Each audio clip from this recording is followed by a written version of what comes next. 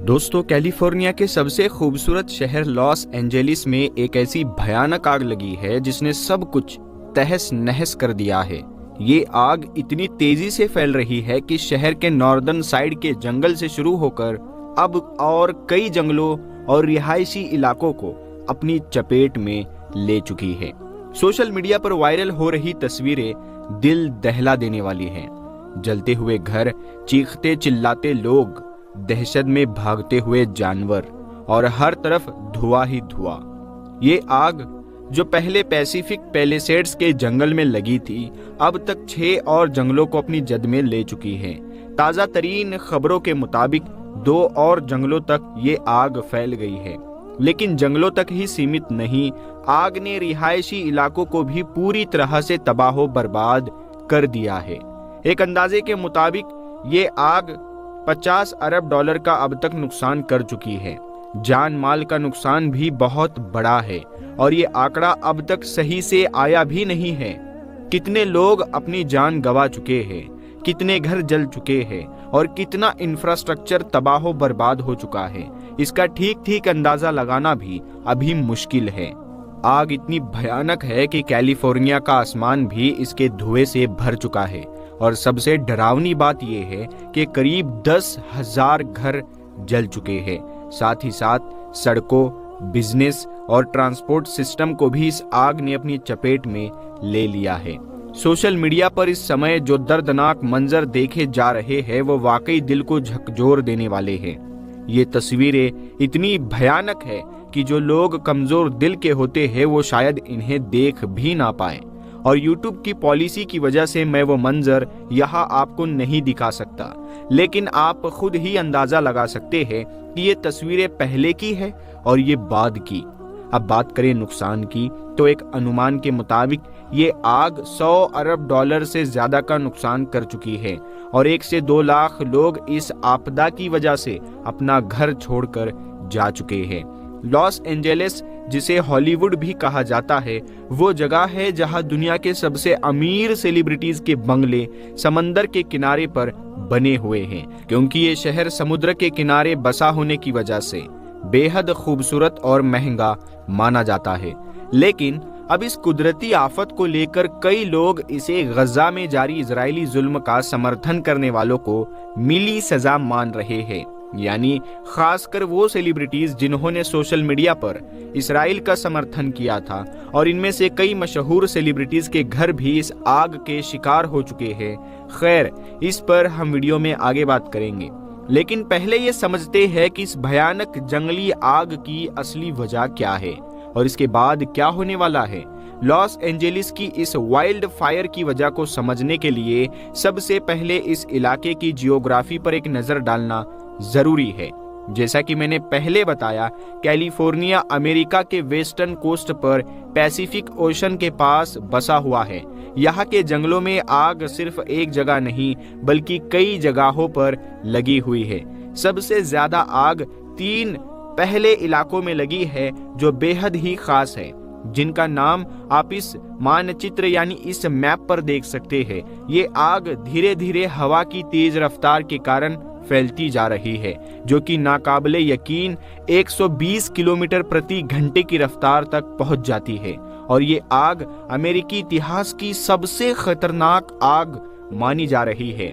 जो 3 खास इलाके हैं जहां आग सबसे ज्यादा फैली है वो है हस्ट, ईटन और पैसिफिक पैलिसेड्स। पहले नंबर पे आता है पैसिफिक पैलिसेड्स। कैलिफोर्निया शहर के वेस्टर्न साइड पर मौजूद है और अब तक इस आग ने 3000 एकड़ जमीन को जलाकर राख कर दिया है। नंबर 2 पर आता है ईटन। ये इलाका कैलिफोर्निया के ईस्ट साइड पर बसा हुआ है और यहाँ पर आग ने 2500 एकड़ को तबाह बर्बाद किया है। नंबर 3 हस्ट। नॉर्दर्न साइड पर मौजूद हस्ट इलाका जो अब तक 500 एकड़ जमीन को जला चुका है। ये आग इतनी तेजी से फैल रही है कि हर एक सेकंड में ये और बड़े क्षेत्र को अपनी चपेट में ले रही है, एक बड़े इलाके को अपनी चपेट में ले रही है और इसका असर अब कई और इलाकों पर पड़ता हुआ दिखाई दे रहा है और इन तीनों इलाकों के अलावा भी कई और जगहों पर बड़ी बड़ी आग लगी हुई है, जिसका डेटा अभी हमारे पास नहीं आ सकता जब तक इस आग पर काबू नहीं पा लिया जाता। इन इलाकों में वुडली फायर, ओलिवियस फायर और बर्ली हिल शामिल है, जहां दुनिया के सबसे अमीर तरीन और मशहूर लोगों के घर मौजूद है। मशहूर भारतीय अभिनेता शाहरुख खान का बंगला भी इसी इलाके पर है। यही इलाका हॉलीवुड का भी है। ये जगह मैलिबू कहलाती है, जो समंदर के किनारे पर मौजूद है। इस जगह की खूबसूरती के साथ साथ ये एक महंगा इलाका भी माना जाता है। अब अमेरिकी सरकार ने इस आफत के चलते इमरजेंसी घोषित कर दी है। हालांकि अभी तक सरकार की तरफ से ये नहीं बताया गया है कि ये आग आखिरकार लगी कैसे। जब तक इस आग पर पूरी तरह से काबू नहीं पा लिया जाता, इन इलाकों में रह रहे लोगों के लिए हालात बहुत ही डरावने और खतरनाक बने हुए हैं। आपको ये जानकर हैरानी होगी कि इस इलाके में ये आग कोई पहली बार नहीं लगी। ये पहले भी कई बार लग चुकी है और रिकॉर्ड के मुताबिक इसके दो खास कारण होते हैं। पहले कारण के हिसाब से 85% आग इंसान की गलती से लगती है, जैसे कि कभी कभी चिंगारी का जलना या फिर कोई दुर्घटना होने की वजह से आग लग जाती है, और हवा की तेज रफ्तार के कारण ये आग धीरे धीरे फैलते हुए एक बड़े इलाके तक पहुंच जाती है। आमतौर पर ये आग जानबूझकर भी लगाई जा सकती है, जिसे रोकने के लिए जागरूकता के अलावा अमेरिकी सरकार के पास कोई और ठोस उपाय नहीं है। दूसरी वजह एक्सपर्ट्स के मुताबिक इस इलाके में मौजूद हवा का गुण है, जिसमें नमी या मॉइस्चर नहीं होता। ये हवा खास तौर पर मौसम में बदलाव या क्लाइमेट चेंज के कारण बन रही है। अब इन दोनों वजहों से क्या होता है, जब हवा सूखी होती है और तापमान बढ़ता है तो छोटी सी चिंगारी भी बड़ी आग का रूप ले लेती है। क्लाइमेट चेंज और हवा की खास प्रकृति इस आग को और भड़काने का काम करती है, जिससे आग पर काबू पाना और भी मुश्किल हो जाता है। कुदरती तौर पर बनने वाली इस सूखी यानी खुश्क हवा को संता अना कहा जाता है। वैसे तो ये आग हर साल यहाँ पर लगती है, लेकिन क्लाइमेट चेंज की वजह से ये अब और बढ़ती जा रही है। इन हालात में क्लाइमेट चेंज का मतलब है कि हवा में मौजूद जहरीली गैसों के कारण इस इलाके का तापमान धीरे धीरे बढ़ रहा है। अब आप खुद ही सोचिए, जब खुश्क हवा में नमी ना हो और तापमान भी बढ़ता जा रहा हो तो आग कितनी तेजी से फैलेगी। यही वजह है कि पिछले 10 सालों में ये आग बहुत तेजी से और बहुत बड़े हिस्से पर कई बार लग चुकी है। इस दौरान कई जानवर और बेवजह इंसान अपनी जान गंवा चुके हैं, और ये सब इंसान की गलतियों की वजह से हो रहा है। देखा जाए तो ये आग एक तरह से इंसान की गलती का ही परिणाम है। अगर इसे रोकना है तो हमें इस जंगली इलाके में इंसानों की तमाम गतिविधियों को बंद करना पड़ेगा। ग्लोबल वार्मिंग पर भी गंभीरता से काम करना पड़ेगा, क्योंकि यही वो दो कारण है जो इंसान के अपने हाथ में है। इसके अलावा इसे रोकने का कोई तीसरा तरीका नहीं मिलता। अब सोशल मीडिया पर बहुत से लोग इसे अल्लाह का अजाब बता रहे हैं कि अमेरिका पर यह अल्लाह तबारक व तआला का अजाब आया हुआ है, क्योंकि उनका मानना है कि गजा के मुसलमानों के खिलाफ इसराइल का साथ देने की सजा के रूप में ये आफत उन पर आई है। तो दोस्तों याद रखें, पहली बात तो ये है कि ये आग कोई पहली बार नहीं लगी, बल्कि कई सालों से इस इलाके में आग लगती रही है। दूसरी बात ये है कि जो लोग इस आग में जलकर मर गए या जिन्होंने अपना घर खो दिया, वो ना तो इस्राएली फौज के साथ लड़ने वाले थे, ना ही गजा के लोगों को मारने वाले।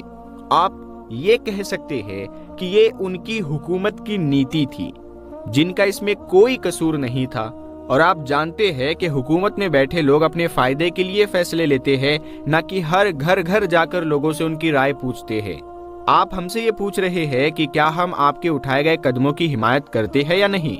देखिए, ये भी मुमकिन है कि इस इलाके में रहने वाला कोई भी इंसान जुल्म की हिमायत ना करता हो, तो उसका क्या कसूर है। सवाल ये है कि जो लोग यहाँ रहते हैं, क्या उनका हर एक आदमी उन जुल्मों का जिम्मेदार है जो उनके हुक्मरानों ने किए हैं। इस इलाके में बहुत से मुसलमान भी रहते होंगे, बहुत सी मस्जिदें भी होगी, बहुत से चर्च होंगे।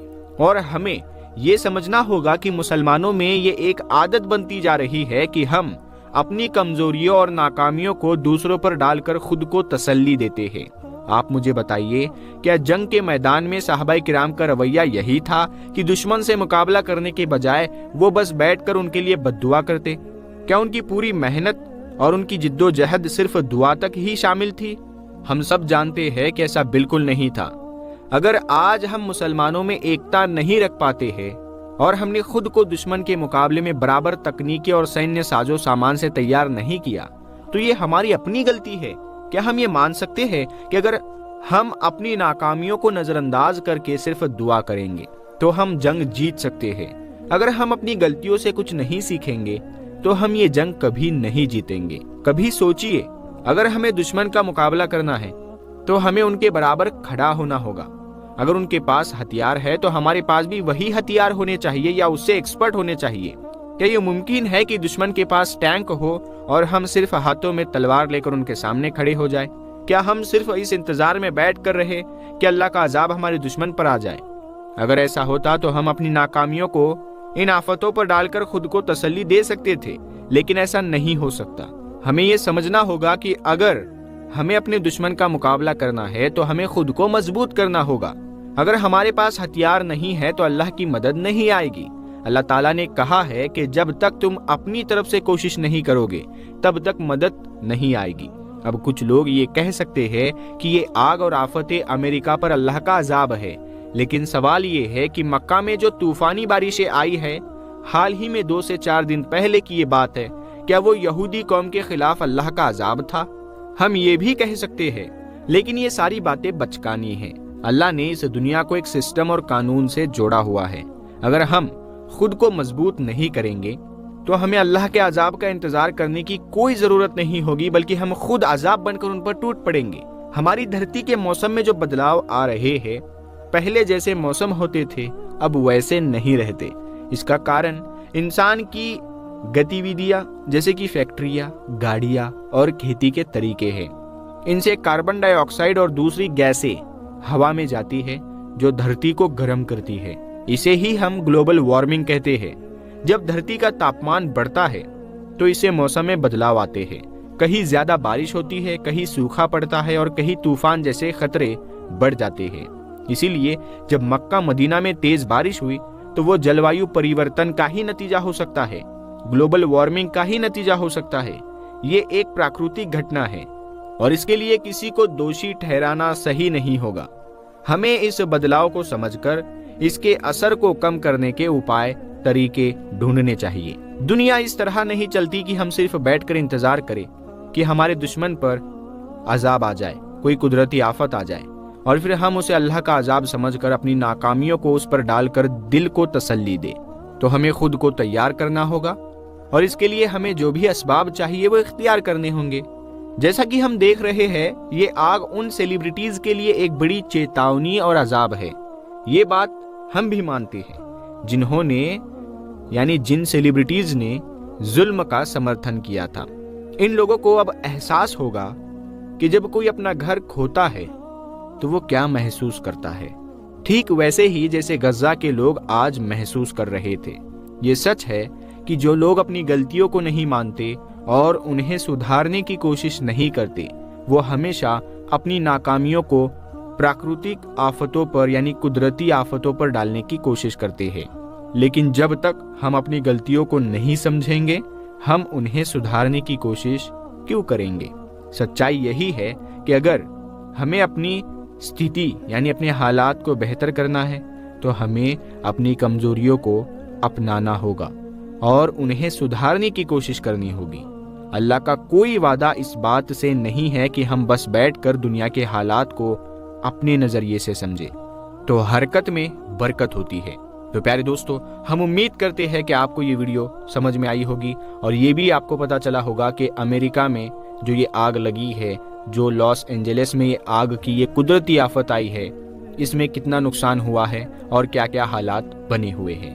इस वीडियो को ज्यादा से ज्यादा आप लोग अपने दोस्तों में शेयर जरूर करें। हम मिलते हैं आपको अगली वीडियो में, तब तक के लिए अपना ख्याल रखिएगा।